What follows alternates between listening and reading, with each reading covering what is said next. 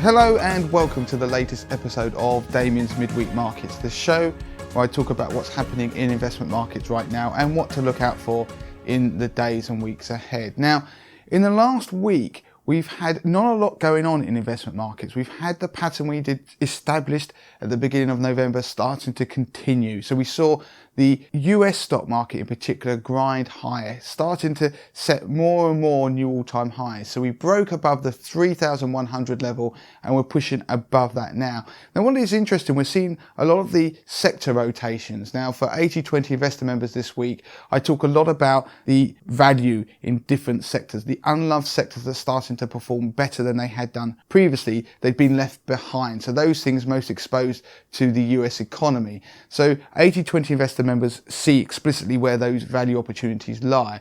But those sectors have started to do well, but then we get rotations back again into defensives, very much dependent on the news flow surrounding the US-China trade war.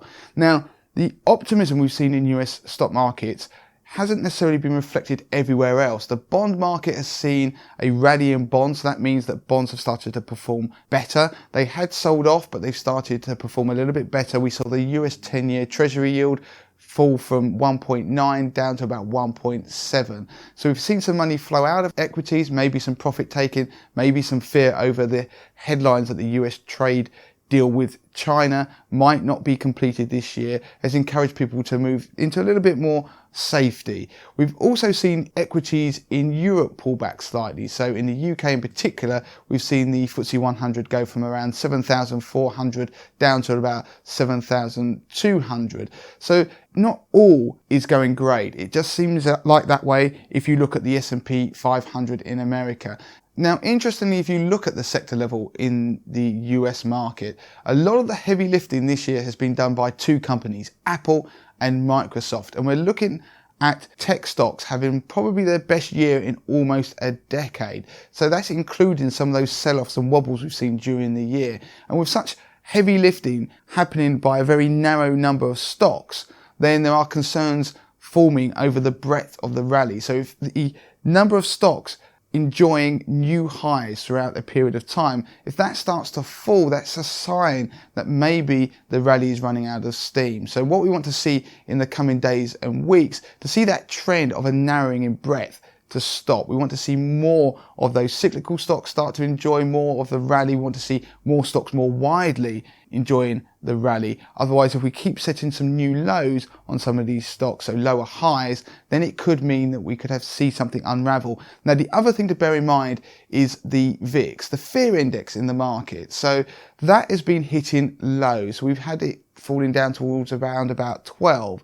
Now, that is very low. A couple of years ago, we got down to single digit numbers. That was before January 2018, when we had a very complacent market, which then the VIX exploded upwards and we had a violent sell-off.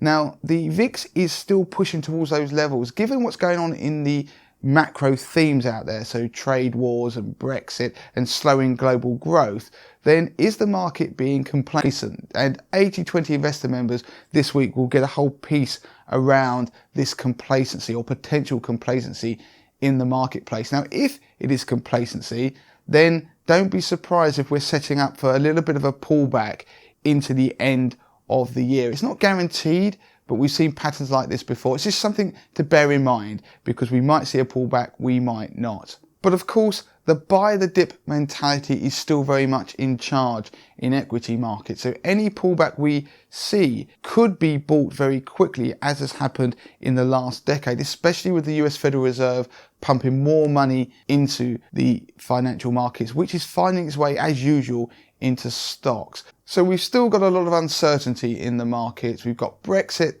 the UK political scene. So we've got the UK election coming up. Of course, we've got the US-China trade war. We're getting conflicting headlines almost hourly on whether there's going to be a deal or not. And of course, we've still got the fundamentals slowing. So corporate profits have been falling and we've got global growth seemingly to slow, especially in China. So in the coming weeks, expect volatility to pick up, just because by almost the law of averages, mean reversion, it's unlikely that the VIX will stay this low, and we're going to see probably a pickup in volatility. So that is it for this week on Damien's Midweek Markets.